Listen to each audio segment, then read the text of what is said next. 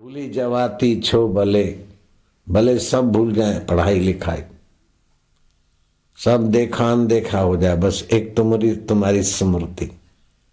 कृष्ण साथ में है लेकिन अर्जुन का दुख नहीं मिटता है। जब श्री कृष्ण गुरु का पद संभालते हैं ज्ञान देते हैं तो अर्जुन को अपने आत्म स्मृति आ जाती है। नष्टो मोह स्मृति लब्धवा, मेरा मोह नष्ट हो गया। शरीर को मैं मानना और संसार को मेरा मानना ये मोह है और सब दुखों का व्याधियों का मूल है। मोह सकल व्याधिन कर मूला ताते उपजे पुनि पुनि भवशूला। ये मोह है ना, वो फिर से भव का शूल पैदा करता है, संसार का दुख पैदा करता है।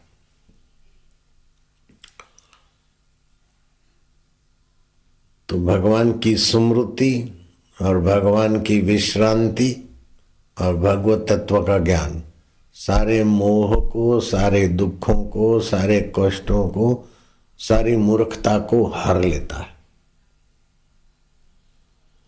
बेरोजगारी के कारण बेचारा कोई गरीब लड़का धक्के दुक्के खाते खाते बंबई पहुंचा। दुकान के बाहर खड़ा रहा, सेठ बेरोजगार हूं, कोई काम धंधा दिला दो। आपका तो बड़ा दुकान है, बड़ा ये है, कुछ नहीं लूंगा, खाली रोटी मिल जाए। आपके यहाँ काम करूंगा तो रहने को भी मिल जाएगा।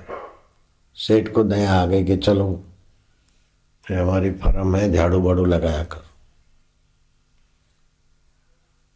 खाना तो मैं इसमें बनता खा लिया कर। वो अपना काम कर लेता, फिर पुस्तक पढ़ता सत्संग की, भगवान नाम सुमरण करता। तो भगवान नाम सुमरण करे और सत्संग की पुस्तक पढ़े तो बाकी बचा क्या? सारे गुण और पुण्य तो उसके तरफ। जैसे बीज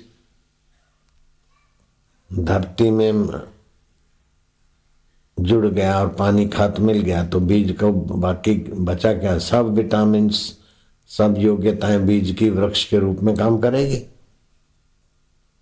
एक दिन वो कुछ लिख रहा था, सेठ ने झांका, भी इतने अच्छे अक्षर है, मैं उत्तर लिखाता हूँ चिट्ठियां लिखा कर, और चिट्ठियों में भी सेठ से कुछ गुफ्तगू हो जाए तो चिट्ठियों में बोले सेठ जी ऐसा नहीं ऐसा लिखें। तो सेठ देखे ये तो बड़ा अक्ल वाला लड़का है, धीरे धीरे उसको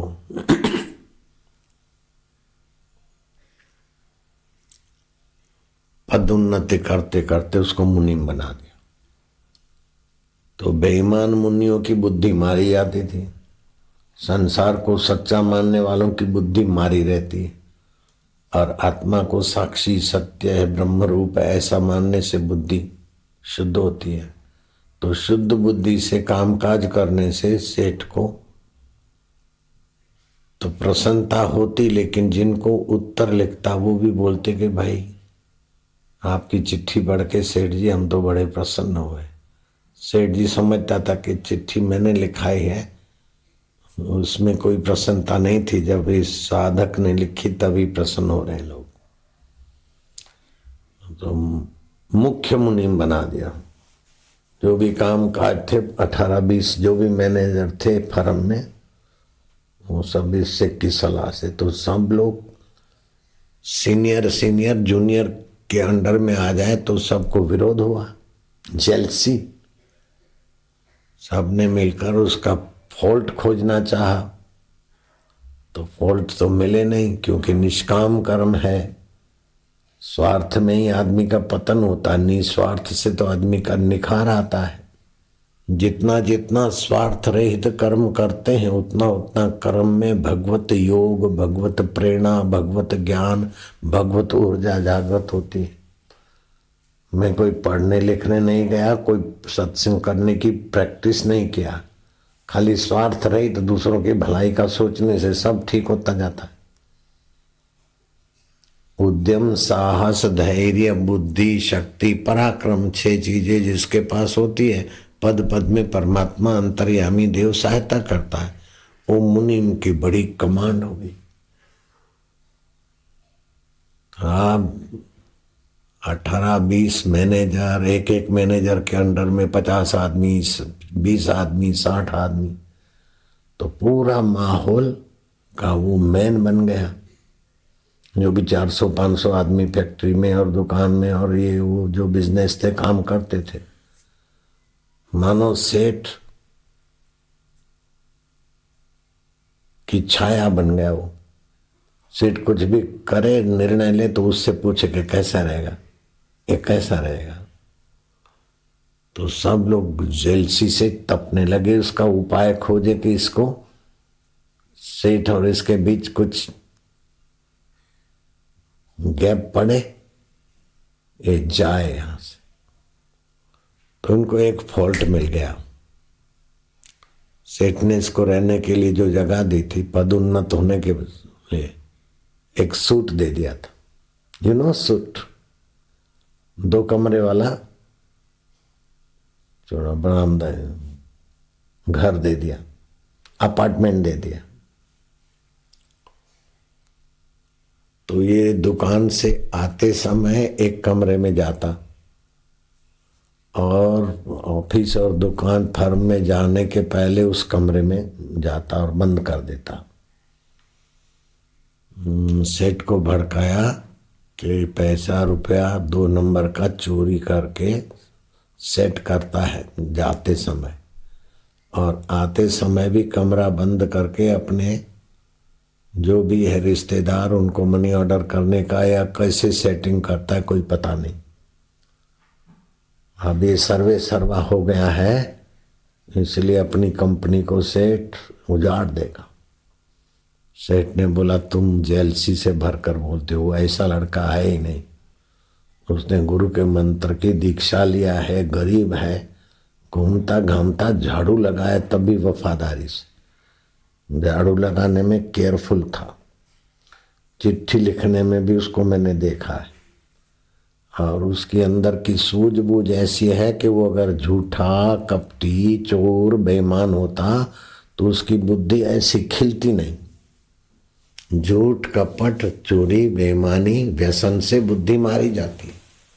मुझे नहीं लगता है कि उसमें झूठ कपट हो, मुझे नहीं लगता कि चुरा के टिफिन खाता हो, मुझे नहीं लगता कि मेरे से झूठ बोलता हो, क्योंकि जो हमारा भला चाहता है, जहाँ जिसको हम मालिक या सेठ मानते हैं या गुरु मानते हैं, उससे झूठ कपट करने से ऐसी बुद्धि खिल नहीं सकती।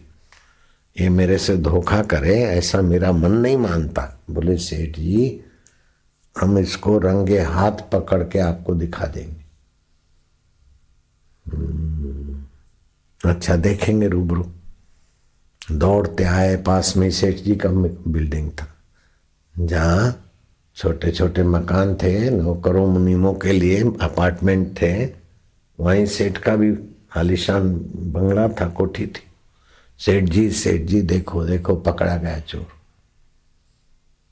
बाहर से दरवाजा बंद करके आए। सेठ अभी उसको जाना था कारोबार में, लेकिन पहले इस कमरे में जाता है, जो भी लेना देना है वो करके कल का साफ करके जाएगा, फिर आज रात को घुसेगा इसमें और सेट करेगा और सुबह अपना इधर उधर जो भी माल चोरी का है भेज देगा। सेठ आए, अंदर से उसका दरवाजा बंद, बाहर से मुनीमों ने दरवाजा बंद किया था। सेठ ने दरवाजा खोला तो अंदर से बंद। बोले दरवाजा खोलो। बोले सेठ जी थोड़ी देर के बाद खुलेगा। मुझे जो शक पड़ा वो सच्चा लगता है, क्यों थोड़ी देर के बाद खुलेगा? बोले मैं अपना जरूरी काम निपटा के फिर दरवाजा खोलूंगा। तुम सेठ हो कि हम सेठ हैं? मेरा मकान है कि तुम्हारा है? खोलो जल्दी से, कंजर कहीं के, मैं तो दरवाजा तोड़ दिया जाएगा। मैं फलाना बोल रहा हूं, आई बात समझ में? दरवाजा खोलो नहीं तो अब भी संबल लाए हैं, कुहाड़े लाए, रंगे हाथ पकड़े जाओगे। अब समर्पित था सेठ को, दरवाजा खोल दिया। सेठ ने इधर उधर देखा, कुछ ऐसा कागजात, चेक, 1 नंबर 2 नंबर, कोई मोबाइल ऐसा कुछ मिला नहीं। तो एक संदूक थी, उस पे वो बैठ गया। बोले इसमें क्या है? बोले सेठ जी इसमें जो है ना उसको आप छोड़ो, माफ कर दो, इसका मतलब कुछ है गड़बड़, ये हम खोलेंगे देखेंगे, इसको न देखें तो अच्छा है। मुनिमों को हाथ जोड़ा कि सेठ जी को प्रार्थना करो। अरे बोले चोर कहीं के, सेठ जी को हम क्यों प्रार्थना करेंगे, इसी में सब कुछ थे, इसी में तेरा चोरी का माल, हेरा फेरी जो कुछ है। आज हमको हाथ जोड़ता है, सेठ को हाथ जोड़ता है, बेईमान कहीं के, चोर कहीं के। आप चोर नहीं और आपको कोई चोर बोलते जाते हैं तो आपके पाप उसके सिर चढ़ते। कोई चोर है, आपने चोर कहा तो आपने को पुण्य नहीं होगा, लेकिन चोर नहीं है और आपने चोर कह दिया तो आपको पाप लगेगा, क्योंकि आत्मा निर्दोष है, उसको दोषी बनाया तुमने। मुनिम और बिफले बके। सेठ ने कहा देख मेरी आज्ञा है, तुम संदूक पे से हटो और मेरे को एक एक जरा जरा संदूक का चेक करना है। देखा कि सेठ जी मानेंगे नहीं, इनको विपरीत शक हुआ है। चलो जो आज्ञा। सेठ ने जो संदूक खोला तो उसमें वो पुराने फटे कपड़े पड़े थे जो पहन के आया था।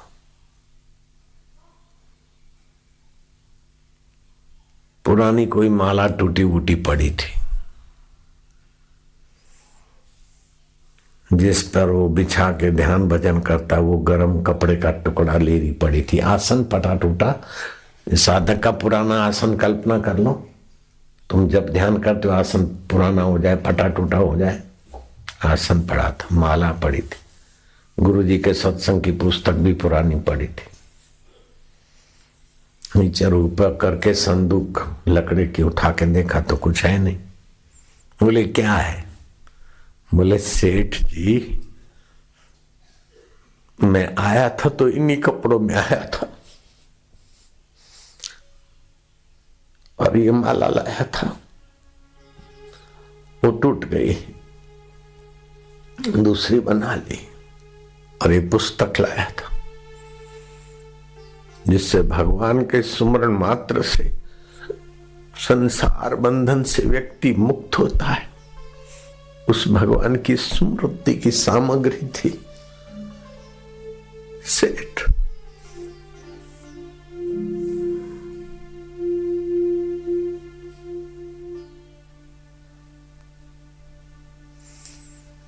उस स्मृति से मुझे बुद्धि को खुराक मिलता था। हे परमेश्वर तू सत्य स्वरूप है, तू चिद घन है, चैतन्य है, शरीर जड़ है, मरण धर्म है। ऐसे करके गुरु के वचनों को दोहरा दोहरा कर भगवान की स्मृति का मेरा सामान है सेठ। इसको आप फेंकवाना नहीं, इसको आप ले जाना नहीं, ये मेरे भाग्य को चमकाने का साधन है। सेठ जी मैं कैसा गरीब था, काम धंधा नहीं था, हमारे बिहार में हमारी दुर्दशा थी। गुरु जी की मंत्र दीक्षा मिली, कोई सोमवती अमावस्या लगी है कि कोई सूर्य ग्रहण या चंद्र ग्रहण का योग में मैंने जप किया कि मैं घूमता घामता तुम्हारे जैसे उदार आत्मा के द्वार पर आकर खड़ा रहा और मुझे रोजी मिल गई।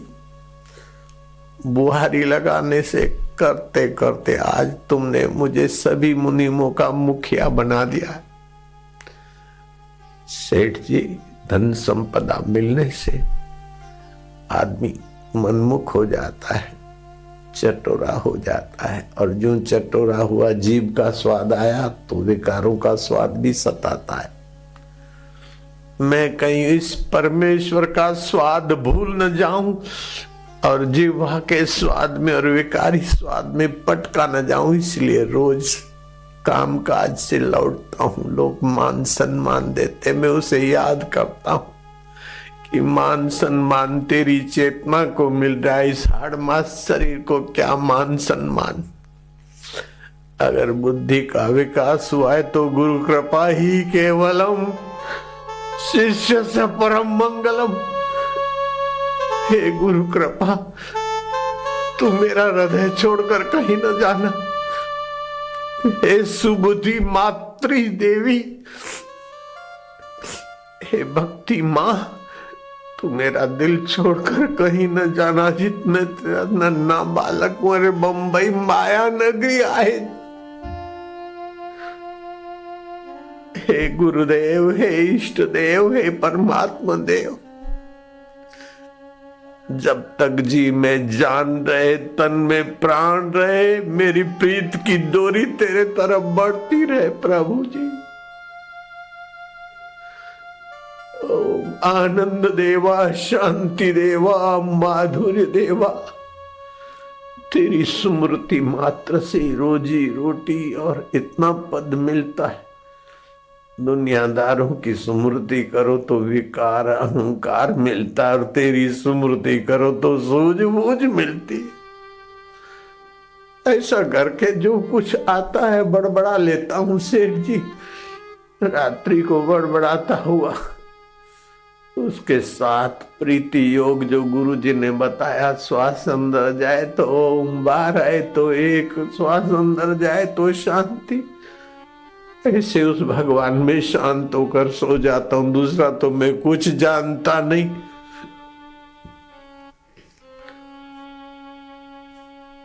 थोड़ा गुंजन करता हूं, उससे एकाग्रता आई तो अक्षर लिखने में थोड़ा सफलता मिली। सेठ जी मैं ज्यादा पढ़ा लिखा तो नहीं हूं, लेकिन जिससे सारी पढ़ाई पढ़ी जाती है उस परमात्मा में गुरु जी ने दीक्षा के समय विश्रांति योग बताया था, उस भगवान में शांत हो जाता।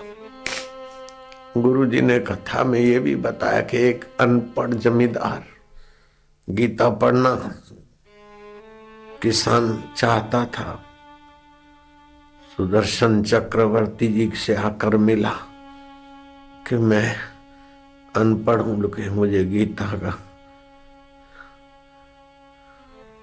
देवनाथ सिंह सुदर्शन चक्रवर्ती के चरणों में आया कि बाबा मुझे टाइम दीजिए। देवनाथ सिंह ने अकेले में सुदर्शन चक्र जी को भेड़ाहट गांव में कहा, अलग से टाइम लो। सुदर्शन सज्जन संत आदमी थे। गीता प्रेस गोरखपुर के लेखों में भी उसका प्रवचन उल्लेख आता था। उन्होंने कहा कि वो देवनाथ सिंह अनपढ़ मेरे को बोलता है कि मुझे संत ने कहा कि भगवान तो भगवान है, भगवान की वाणी गीता भी भगवान का सामर्थ्य संजोई हुई, तो गीता के श्लोकों पर उंगली लगाया कर। और फिर मैं गीता पढ़ रहा हूं, भगवान मुझे सिखा रहे। उंगली घुमाते घुमाते अब मैं बड़बड़ाने लगा हूं। सुदर्शन चक्र जी आप सुनो, मैं क्या बड़बड़ाता हूं, मेरे को कोई बीमारी हो गई, कोई रोग हो गया क्या?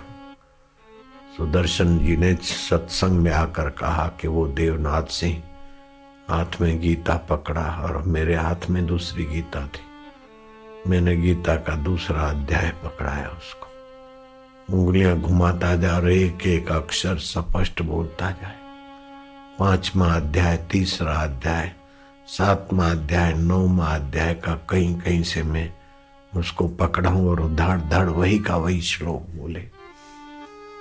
सुदर्शन चक्र जी ने कहा कि हम तो देखकर भी चुप कर सकते हैं, लेकिन वो देवनाथ सिंह अनपढ़ा क किसको बोलते उसको पता नहीं था, च ज छ नहीं था पता, और गीता पर उंगली घुमाता और वो गीता का ज्ञान उसके हृदय में प्रकट होता। ऐसे ज्ञान दाता ईश्वर की क्या करुणा है, क्या कृपा है। मूकम करो थी वाचलम, गूंगा बोल सकता है, अंधा भिखमंगू प्रीतम संत प्रीतम दास हो सकते। सेठ जी मैं अनाथ गरीब दीक्षा लिया, भगवान में तेरा हूं। गुरु जी का सत्संग सुनकर सेठ जी मैं आज ऐसे ऊंचे पद पे हूं कि सेठ जी तुम्हारे से ज्यादा सुखी हूं। तुम्हें तो इनकम टैक्स की चिंता और मेरा कारोबार कहीं लड़खड़ा न जाए। मुझे तो आपने पद तो दे दिया, लेकिन चिंता आपके हवाले, वाह मेरे हवाले आ गई। खुशामद लोग मेरी करते और आप सारे कारोबार की चिंता करते।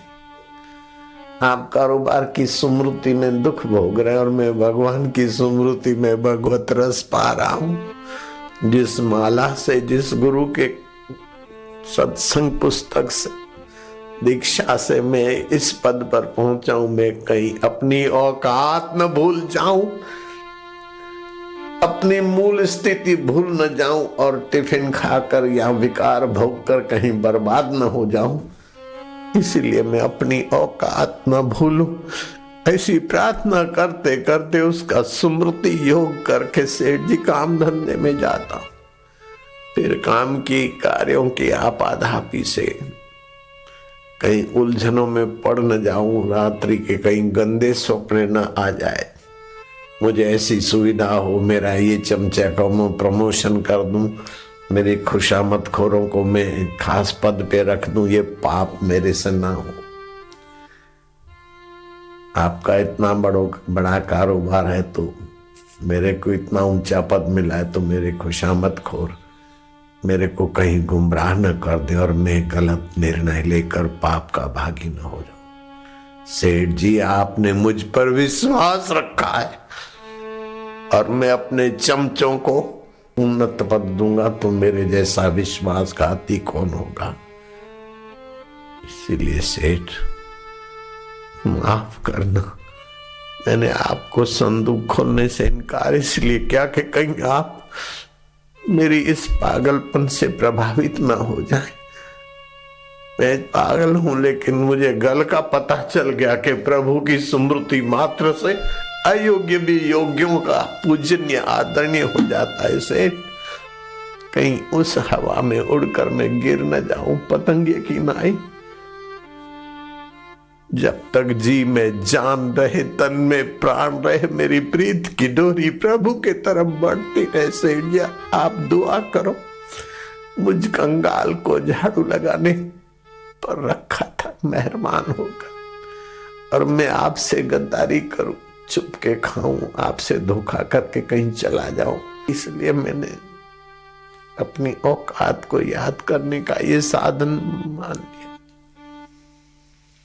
मुनि मोह के हृदय में भी तो सत्य तो होता है, बुद्धि सत्य के पक्ष में जाती, हृदय से नालता रही कि ऐसा भगवान का भक्त, इतना सच्चा और वफादार आदमी, और हम अभागे इसके पीछे पड़े थे।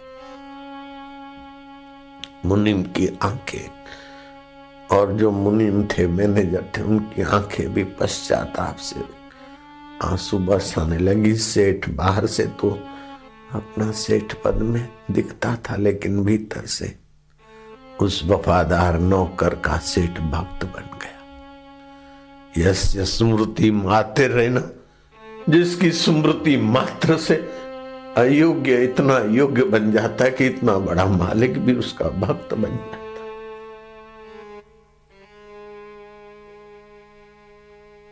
कितनी खुशामद और चाटुकारी करता सेठ की, सेठ उसका इतना हितैषी या प्रिय नहीं बन सकता था। यस्य स्मृति मात्र, जिसकी स्मृति मात्र से जीव के रोग शोक पाप ताप दुख दरिद्रता अयोग्यता चली जाती है।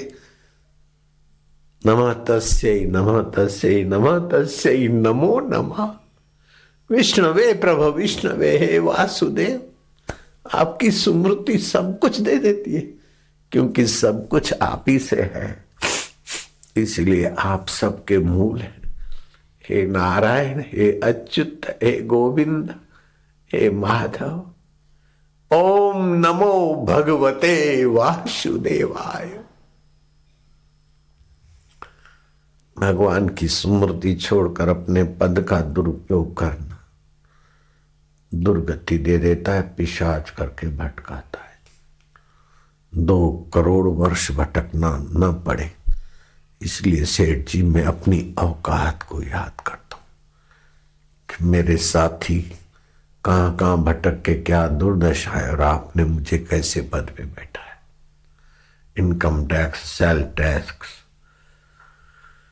सरचार्ज, ये चिंतन और चिंता आप सहते और मैं हुकूमत करके वाहवाही का कहीं नशा मुझे अंधा न बना दे सेठ जी।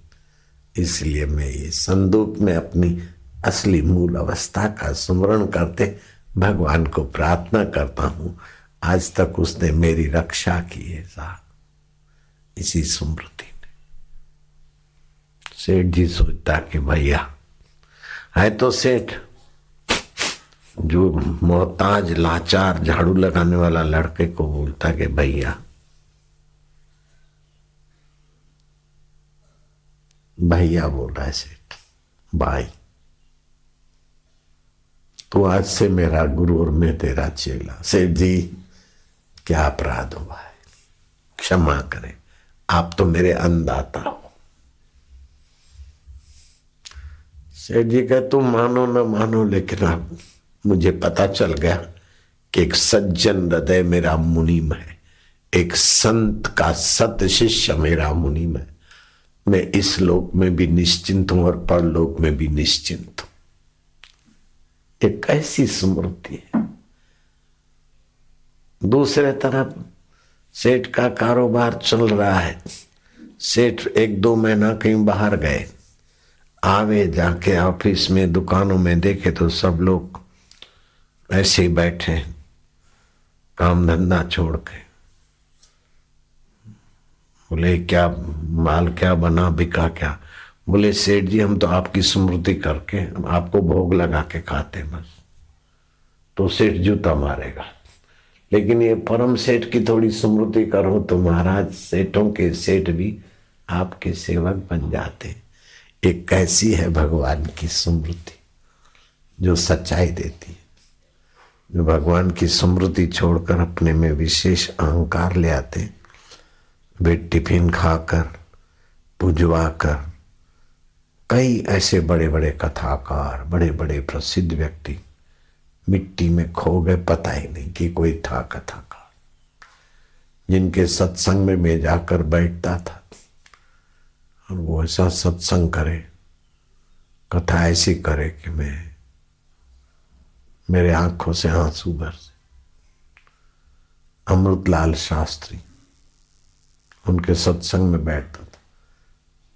चाणोद कर्णाली में कथा, ये अपना मेरी गलती हो गई, मोटी कोरल में उनकी कथा थी, लेकिन अब वो खो गए। अमृतलाल शास्त्री, आप लोग जानते भी नहीं उनको। मैं उनका कथा सुनने जाता था, खो गए।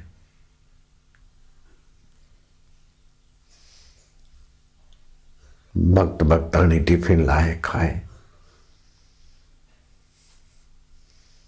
अपना मन चाहा किताब पढ़ा और रामायण की कथा कर दी।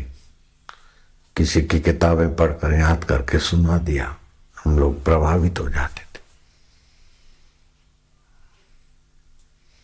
कबीर जी के वचन मुझे बहुत अच्छी तरह से याद है। जितना हित हराम से उतना हरि से होए, कह कबीर वादास का पला न पकड़े कोई। न काम तुम्हारा पला पकड़ेगा, न लोभ तुम्हारा पला पकड़ेगा, न आवेश और आवेग तुम्हारा पल्ला पकड़ के तुम्हारी सत्यानाश करेगा, न गलत निर्णय तुम्हारा पल्ला पकड़ के तुम्हें और नीचता की तरफ ले जाएंगे। हरि से प्रीति करो, हरि सत्य स्वरूप है, सद्गुण बढ़ेंगे। पिक्चर प्यारी लगती है, टिफिन प्यारे लगते तो सत्यानाश होने में देर नहीं लगेगी, और भगवान प्यारे लगे तो बेड़ा पार होने में देर नहीं लगेगी। लगन की बलिहारी, विल फाइंड ए वे, जहां चाह रहा। ईश्वर प्राप्ति के लिए नहीं आए थे, ऐसे ही गुरु ने उठाकर कर दिया, सेठ ने उठाकर कर दिया। वो ईश्वर प्राप्ति का उद्देश्य था, आजीविका की तकलीफ थी। तो आजीविका बंबई में कमाता है झाड़ू लगाकर, लेकिन उद्देश्य ईश्वर प्राप्ति का है तो पूरी फर्म को ऊंचा ले जाता है। और अभी वो सद्भागी शिष्य सत्संग का एक सदपात्र बन जाता है। कैसा है स्मृति? यस्य स्मृति मात्रेण मुच्यते सर्वबंधनात्। काम, क्रोध, लोभ, मोह, मद, मात्सर्य, अहंकार, कपट। क्रोधी को तो क्षमा हो जाती है, लोभी और मोही को भी माफी मिल जाती, लेकिन कपटी तो जानबूझ के कपट करता है, बेईमान। इसलिए रामकृष्ण बोलते थे कि दलाल, वकील और डॉक्टर उसको ईश्वर नहीं मिल सकते कि जानबूझ के कपट का सहारा लेते। ओम नमो भगवते वासुदेवाय।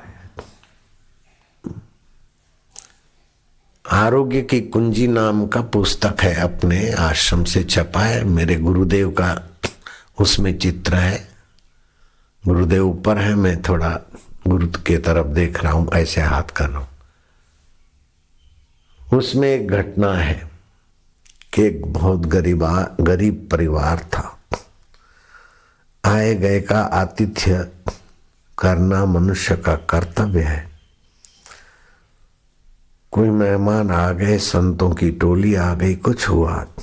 वो बाई गई दुकान वाले के पास कि देखो आप उधार देने से मना करते हैं, लेकिन मेरे घर कोई भक्त आए हैं अपने संतों को लेकर, मेरी इज्जत का सवाल है, थोड़ा सा सीधा सामग्री आप दे दो, आपके पैसे हम देर सबेर होगी लेकिन देंगे देंगे देंगे। तो इतनी खूबसूरत है कि रुपए पैसों की कोई जरूरत ही नहीं है, केवल तू एक रात मेरे पास आ जा, जितना सीधा सामान चाहिए मैं अभी तुझे देता हूं। वो बाई ने तनिक अंतरात्मा में गोता मारा, जो तेरी मर्जी वो पूर्ण हो प्रभु, और अतिथि संतों का सत्कार हो। बाई ने कहा इसमें क्या बड़ी बात है, मैं आ जाऊंगी रात को तुम्हारे मकान पे, वही तो रहते आप? बोले हाँ। रात हुई, पति को बोला कि मैं वचन दे के आई, उसके बिना वो दे नहीं सकता था,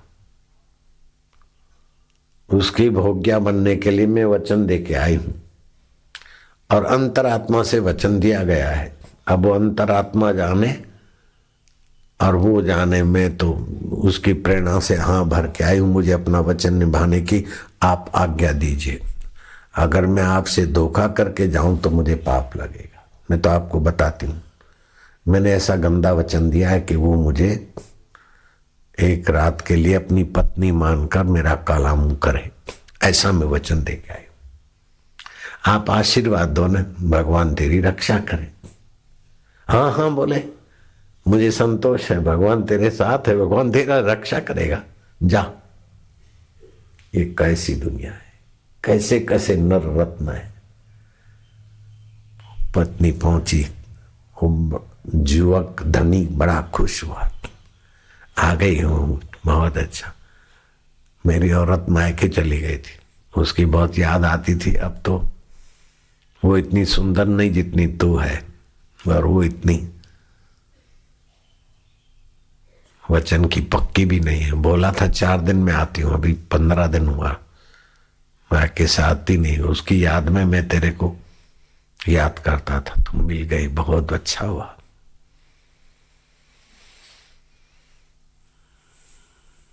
उसने दरवाजा बंद किया, फिर खिड़कियों के पर्दे खींच लिए। वो खड़ी खड़ी देख रही, उसने हाथ जोड़कर कहा कि देखिए, कोई खिड़की खुली ना हो, क्योंकि आप इज्जत वाले व्यापारी और मैं भी औरत जात हूं, मुझे कलंक ना लग जाए कि फलाने दुकानदार के साथ में काला मुंह करके आई हूं। इसलिए पर्दे ठीक से बंद करिए। पर्दे ठीक से बंद हुए, दरवाजा फिर हिलाकर देखिए। देखा, कोई नहीं देखता है ना, कोई नहीं देखता है तो आप अपना मनोरथ पूरा करिए। लेकिन सुनिए, वो मेरा अंतरात्मा देख रहा है और आपका भी देख रहा है, उस पर भी कोई पर्दा खींच लीजिए भाई साहब। मेरा अंतरात्मा देख रहा है कि मैं फलाने की पत्नी और आपके पास हूं, वो देख रहा है, और आपका अंतरात्मा भी देख रहा है। शरीर दो हैं लेकिन देखने वाला एक है, उस पर पर्दा डाल दीजिए, फिर अपना मनोरथ पूरा करिए। वो दुकानदार धरती पकड़ के बैठ गया। जिस पर कोई पर्दा नहीं डाल सका आज तक, उस पर तू और मैं कैसे पर्दा डालेंगे? तूने मेरे काम का पर्दा हटा दिया देवी, तू मुझे माफ कर दे। तूने मेरे अंधकार का पर्दा, कोई नहीं देखता, ये मेरा भरम टूट गया। मैं तेरे चरणों के सामने तेरे चरणों की दुआई चाहता हूं, तेरा आशीर्वाद चाहता हूं। बहन जी, आज से मेरे अंदर का ये कपट और विकार निकल जाए। तू दुआ कर बहन, माफ कर दे देवी। नहीं भैया, मैं क्या माफ करूं? तूने तो मेरी इज्जत बचाई। साधक सेवा, भक्त संत आए थे, हम हाथ जोड़कर तुम्हें पैसे दे देंगे, तू मुझे क्षमा करना भैया। बहन, तू मुझे क्षमा करना। नहीं भैया, तू मुझे क्षमा कर। मेरे भैया गले लग गई, वो गले लग गया। बहन जी विकार नहीं है। क्या बात है। यस्य स्मृति मात्रेण मुच्यते संसार बंधनात्। कितना काम में अंधा, लेकिन स्मृति भगवान की आ गई। दोनों आलिंगन कर रहे हैं और विकार नहीं। एक ऐसा है सुमरन, एक ऐसा है चिंतन। ये मेरी अपनी कथा नहीं, मेरे गुरुजी ने सुनाई थी, वो मैंने पुस्तक में डाली ज्यों की त्यों। पुस्तक का नाम भी होगा आरोग्य की कुंजी नाम के पुस्तक में। ब्रह्मचर्य आदमी को कितना निरोग बना देता है। भगवान का सुमरण निरोगता का साधन नाम की पुस्तक है। आप लोग पढ़ना, आपको तो विस्तार से सुनने में मिल गया अवसर।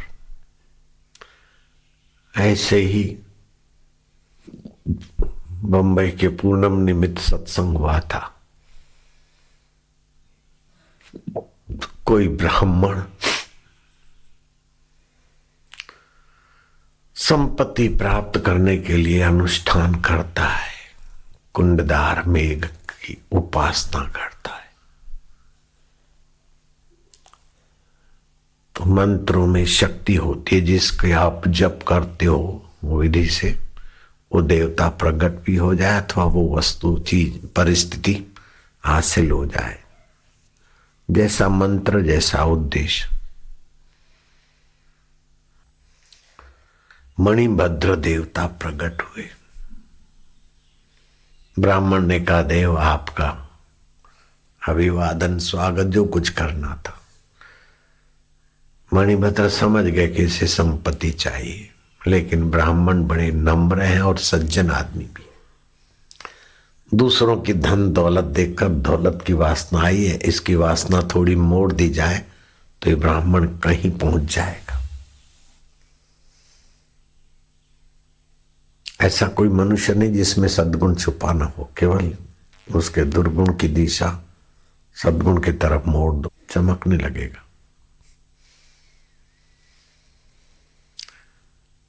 मणिभद्र ने कहा कि ब्राह्मण देव, तुम संपदा चाहते हो, लेकिन ये दिखती संपदा थोड़े दिन के लिए 10, 5, 15 साल के दिन है, लेकिन इस संपदा से जो यश है, सुविधा है, उससे आदमी कामी, बेईमान, धोखेबाज बन सकता है, हितैषी कभी गला घोंट सकता है, कपटी आदमी क्या नहीं कर सकता है। ज्यों ज्यों धन संपदा और सुविधा और यश बढ़ेगा त्यों आप कपटी हो जाएंगे। और कपटी व्यक्ति मनुष्य जीवन को थोड़े से भोग के लिए बर्बाद कर सकता है। ये महाभारत की कथा है और विदेशों में इस कथा को, इस प्रसंग को अंग्रेजी प्रसिद्ध अखबार में छपा, फिर तो पुस्तक छपी और अंग्रेजी में पुस्तक लाखों की तादाद में भारत में बिकी। कुंडधार, मेघ, मणिभद्र ब्राह्मण और मणिभद्र देवता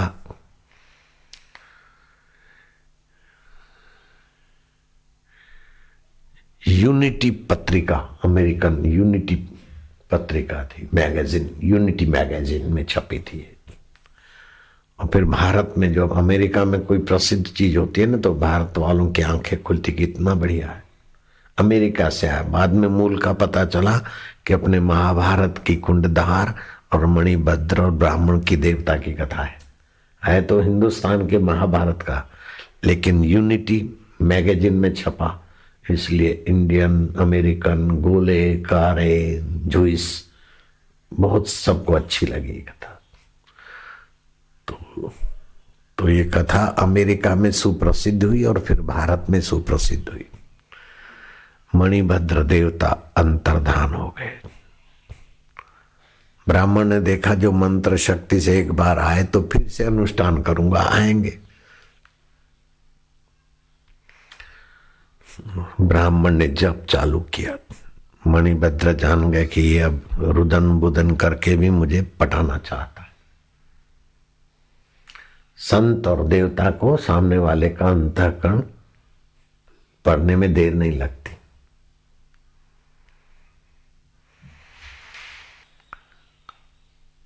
माता, पिता और हितैषी गुरु के आगे झूठ कपट करने वाले को जितना घाटा होता है, उतना माता, पिता और हितैषी को घाटा नहीं होता। बेईमान को घाटा होता है, ईमानदार को कैसे घाटा होगा? आप झूठ कपट करके किसी को थोड़ी देर के लिए प्रभावित कर सकते हैं, लेकिन आप अपना सत्यानाश तो बहुत ज्यादा करते। लेकिन मैं तो मणिभद्र देवता को मन ही मन धन्यवाद दूंगा, प्रणाम भी कर लूं तो मुझे कोई हर्ज नहीं। सोचा कि ब्राह्मण कूड़ कपट करके आंसू बांसू बहाएगा, इससे क्या फायदा, उसका विवेक जगाओ। मणिभद्र अपने भक्त का मंगल करने के लिए रात्रि को उसका सूक्ष्म शरीर को लेकर नरकों के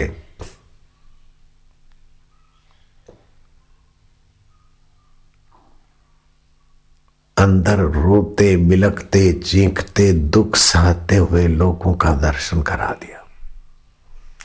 वो ब्राह्मण देखता है कि ये तो हमारे पूर्व के राजा लोग हैं और ये मेरे ननिहाल के राजे महाराज, ये तो बड़े नगर सेठ, ये कीड़ों से नोचे जा रहे, आक्रांत कर रहे, ये मैं क्या देख रहा हूं?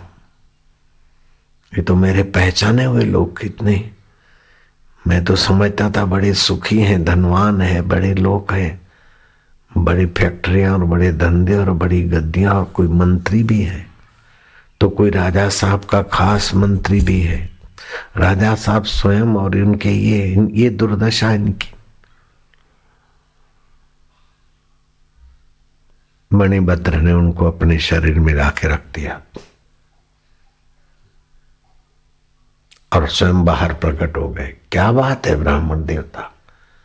बोले मैंने ये सब देखा और प्रभात का दृश्य कोई घटना है, ये तो स्वप्न जैसा लगा मेरे को। बोले हाँ, मैं तुम्हें ले गया था तुम्हारे पूर्व परिचित लोग क्या दुर्दशा में। बोले ऐसी क्यों दुर्दशा हुई? बोले 10-5 साल बड़ा आदमी बना या सुखी बने, दूसरे को धोखा देके मनमाना किया, ऐसे ऐसे किसी को पता नहीं समझ के सब करते रहे। ऐसे लोगों की ये दुर्दशा है। धन संपदा और चमचागिरों की चमचागिरी।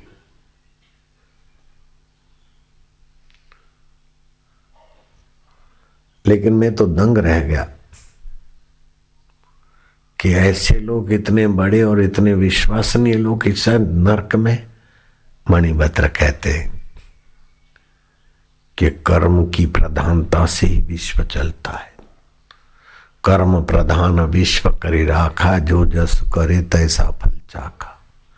तो मैं तुझे संपत्ति का आशीर्वाद वरदान दे दूं तो तू भी इन सेठों की नाई, मंत्रियों की नाई, मुख्यमंत्रियों की नाई, साहूकारों की नाई यहाँ तो थोड़े दिन चमकेगा, फिर ठुस होकर 2 करोड़ वर्ष नरकों में और नीच योनियों में जाए। मैं नहीं चाहता था ब्राह्मण, इसलिए मैंने ही अपनी दैविक शक्ति से तुम्हें नरक के तुम्हारे परिचित जीव दिखाए। वो ब्राह्मण बोलता है, मणिभद्र देवता, सृष्टि का देवता की जो सच्चाई है, सत्यता है, उसको तुमने मेरे आगे प्रकट किया है। तुम्हारी हमारी ये घटना कोई सुनेगा, समझेगा, सोचेगा तो उसका भी नारकीय आकर्षण कम हो जाएगा और भगवान उसको भी सद्बुद्धि देंगे, ऐसा मेरा अंतरात्मा कहता है। यूनिटी पत्रिका को पता भी नहीं था कि बापूजी तक हमारी ये कुंडधार मेघ की उपासना करने वाले और इस मणिभद्र देवता वरदान देने वाले और वरदान लेने की वासना से आक्रांत ब्राह्मण का इतना कल्याणकारी प्रवचन भी हो जाएगा। यूनिटी पत्रिका को पता नहीं, मणिभद्र को भी पता नहीं, ब्राह्मण को भी पता नहीं, लेकिन वो कैसा है जिसका सुमरण करो वो कैसा पता करवा देता है। कैसा रक्षक है हमारा, गलती खुजवा के हमारी रक्षा करता है और हम उसको साथ न दें और अपने कपट को साथ दे तो हमारी कैसी नीचता है।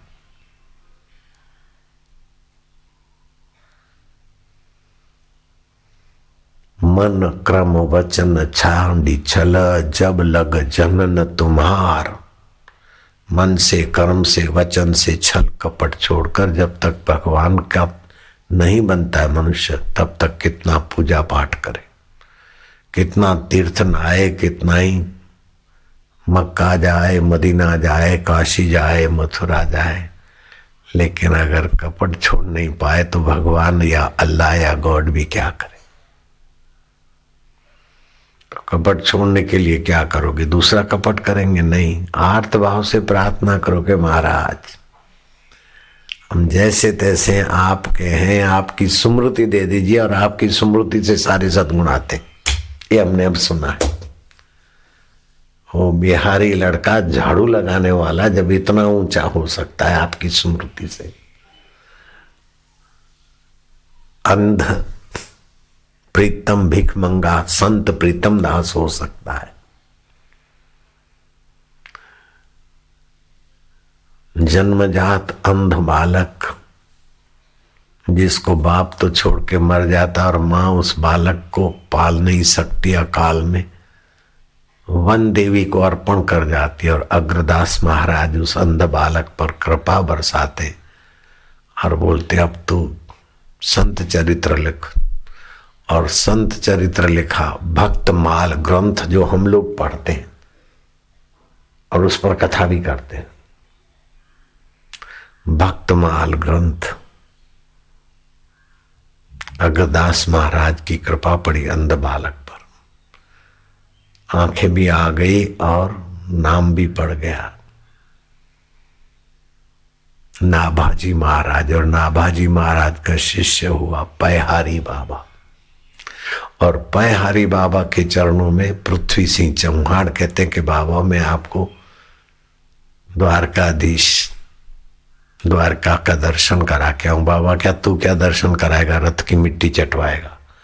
मैं तुझे दर्शन कराने को आता हूं कल सुबह। प्रभात को आए और पृथ्वीराज चौहान को सूक्ष्म शरीर से द्वारकाधीश के दर्शन करा के लौटा के रख दिया। बोले बाबा क्या है? बोले अग्रदास महाराज की कृपा है। मनुष्य में क्या क्या संभावना है। पृथ्वीराज चौहान पयहारी बाबा का शुक्रगुजार करता। पयहारी बाबा नाभाजी महाराज का महत्व बखान करते। और नाभाजी महाराज, मैं तो अंधा था, मां जंगल में छोड़ के चली गई, मैं भगवान का हूं, भगवान ही मेरे हैं।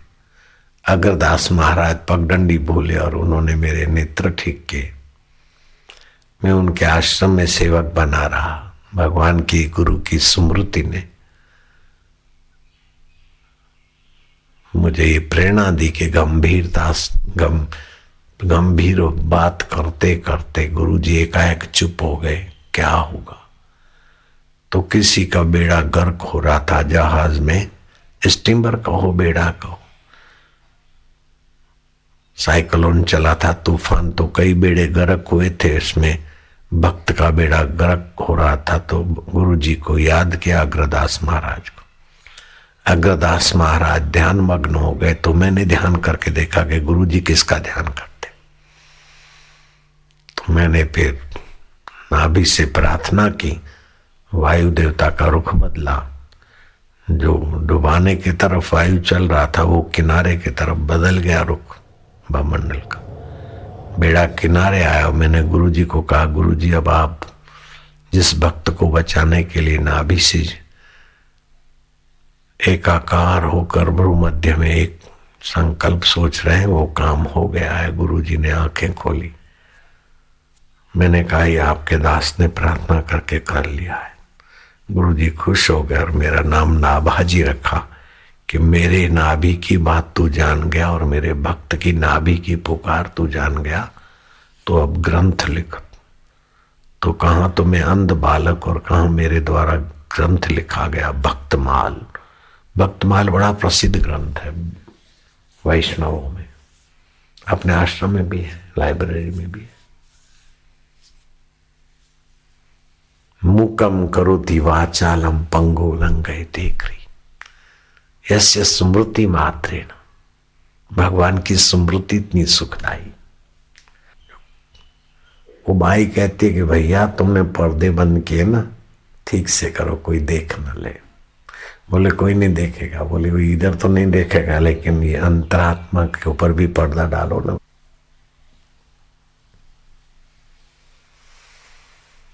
हाय कपट तेरी महिमा, और हाय प्रभु तेरी उदारता के कपट छुड़ाने के लिए कितनी कृपा कर रहा है।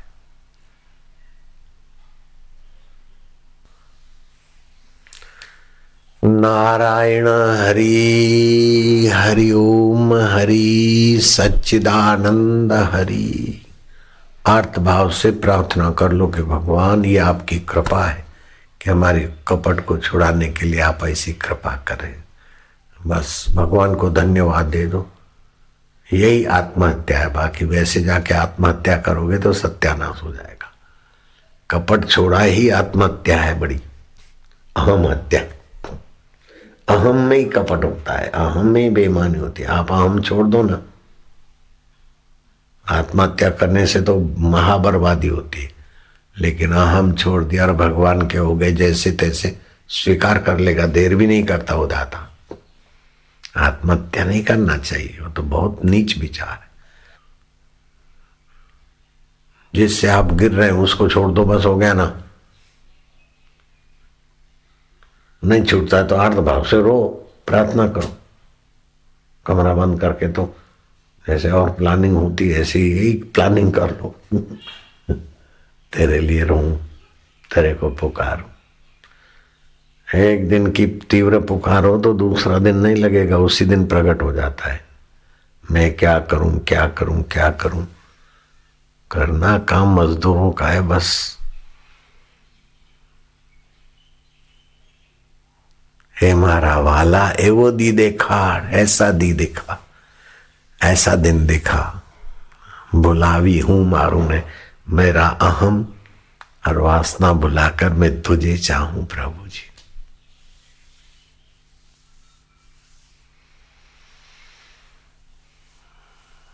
सारे सद्गुण आ जाते भगवान की मांग मात्र से।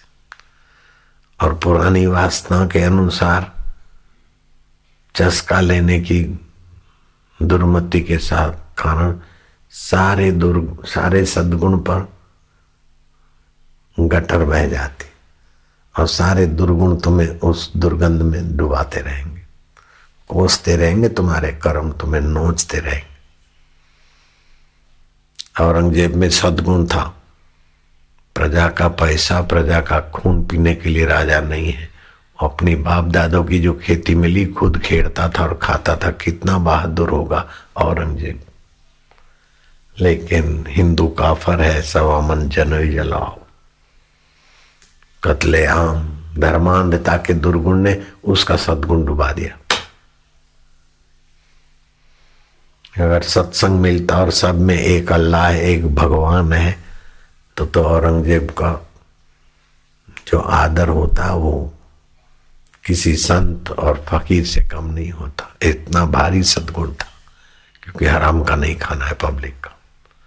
अपना खेड़ता था, अपना जोतता था, वही अन्न खाता था औरंगजेब। कितना बड़ा सद्गुण है। धर्मादे का हमको नहीं चाहिए, प्रजा का हमको नहीं चाहिए। अपने पास है मिलकर बाप दादे की, वही जमीन खेड़ता था। मुफ्त का खाना सत्यानाश जाना।